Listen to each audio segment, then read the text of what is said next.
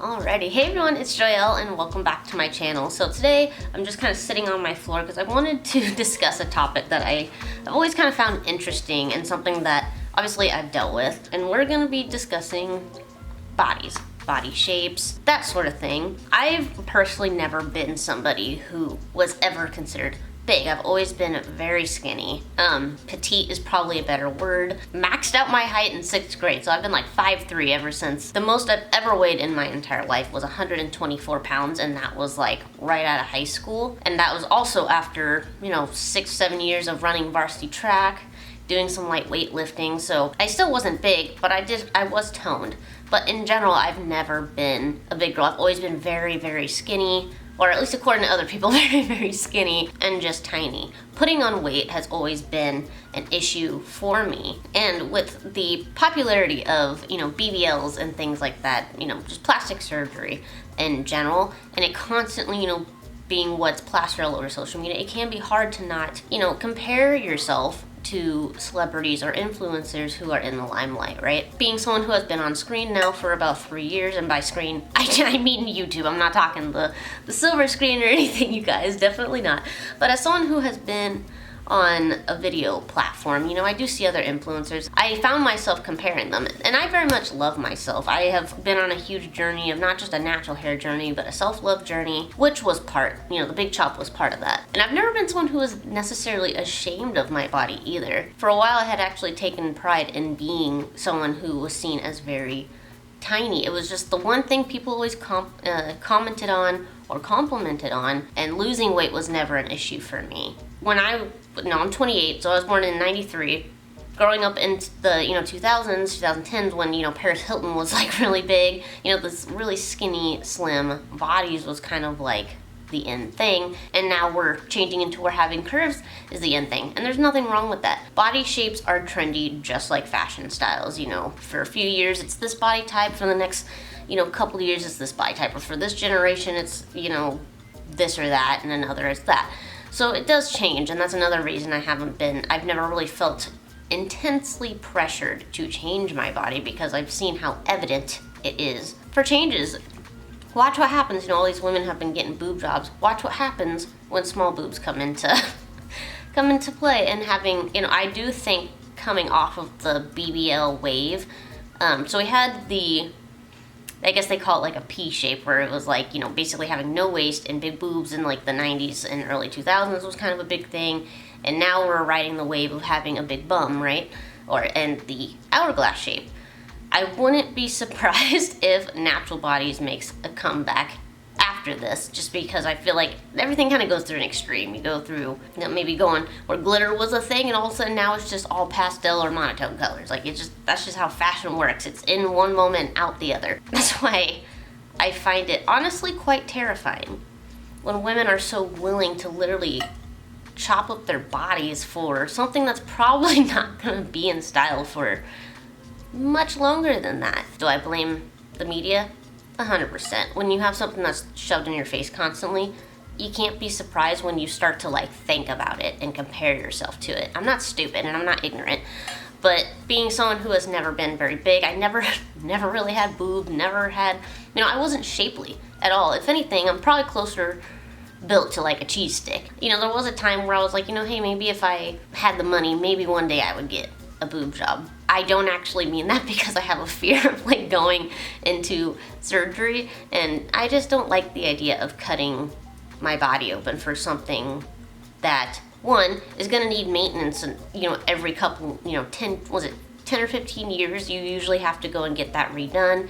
What if there's the chances of my body rejecting it? Also, being someone that's super skinny, I don't have a lot of space in between here, so I feel like I would look kind of odd with any sort of breast enhancement. I don't feel like a breast enhancement would fit. So I have accepted just whatever I have to work with, and it doesn't bother me. I think age has something to play with it. I think once you start to get closer to your 30s, you're kind of like, I don't care. It's weird. I get a few compliments on my body, but more than anything, what I've dealt with is people who just make sly comments about it. For example, I used to work as a server at a Mexican restaurant here in Arizona, lunch up to a certain amount. So like they would pay like $7 worth of whatever you ordered from the restaurant, and you just pay the difference, you know, something like that. I don't remember exactly. But what I started noticing and began actually having verbal confrontations with people over, because it wasn't appreciated, it's not what I asked for, was when I would order food, they would put extra stuff on there. They'd put like a bunch of extra sauce. They'd stick extra cheese in there. They'd put, and it was just like, you know, I didn't ask for these things. And they would eat, you know, put refried beans in there that I didn't ask for. And then when I would tell them, they'd be like, you're too skinny, you need to eat. And it was just, I mean, it was annoying. And I would ask that they would stop doing that. You know, I can't eat all of that, you know, in general, or I didn't ask for that, or I can't really eat a lot of cheese because I'm lactose intolerant. You know, little things like that. I remember one time, was it junior year? I want to say it was June. Oh God, I can't remember now. It was a junior or senior year of high school, and I was in my English class, and I stood up to turn a paper in. It still just makes me like hardcore cringe because that's just how embarrassing it was. But I stood up, and the boy next to me on my left literally yelled. No one was talking in the class at this time. I think we were just doing work. But I stood up to get up and put my paper in, and in front of the entire class, yelled out, "Wow, Charmaine, you don't have an ass." And it was so embarrassing for me. I didn't say anything to him. I literally just ignored him because it was like, you're not worth my time. Obviously didn't appreciate being called out like that, and yeah, you know, it was embarrassing. Also being someone who is half black, where typically being curvy is I'm gonna go ahead and say it's a stereotype. Not every black woman is built like you see on these social media platforms. Not every black woman's gonna have, you know, a super voluptuous figure. And it was always, that was something I was made fun of, was for being half black, you sure have nothing back there, basically. So have I dealt with a fair share of skinny shaming? Absolutely, but I know that there's, like, this is just how my body is. Like, my whole dad's side of the family, everyone had a super fast metabolism. Like, my dad was the only one that really bulked up because he got into really heavy bodybuilding. The women on both sides of my parents' families were also very short and also skinny. Like, my grandmother was never a big woman. My mom was never a big, so I don't really take offense. I don't take offense. And I don't care.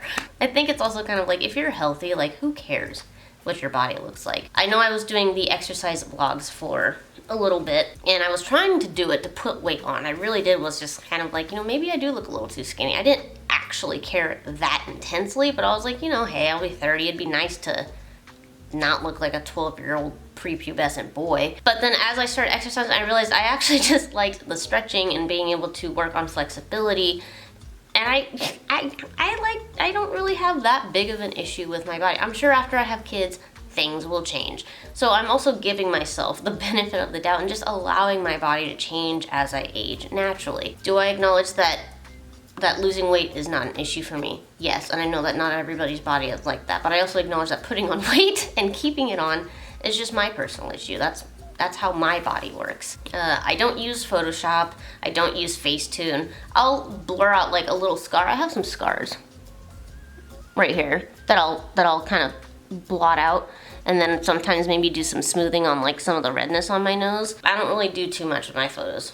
Then again, welcome to social media. Everything's edited.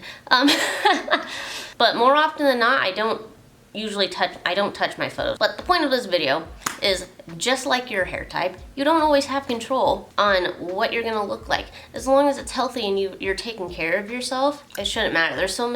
There's however billions of people on the freaking planet. We're not all gonna look the same. We're not gonna have the same skin tones. We're not gonna have the same body shapes. We're not gonna have the same hair types or personalities or experiences in life. So I think it's kind of stupid. Actually, let me take that back. I think it's incredibly unhealthy and detrimental to yourself to constantly compare your body to somebody else's. You are two different people, so you're not gonna be the same. So, moving on. So yeah, things like having a little bit of belly fat. It protects your uterus. Stop trying to kill yourself. If you've already got some abs and you've got your shape, and you have just a little bit of fat on your tummy, like, that is literally there to protect your uterus. Speaking on social media and body image, I've also been greatly reducing the amount of time I spend on Instagram. I recently did a huge detox on my Instagram where I went and really unfollowed a lot of celebrities or other influencers. One, I didn't want to just naturally compare myself to them, whether that was in success, whether that was in looks, whether that was in any way, shape, or form.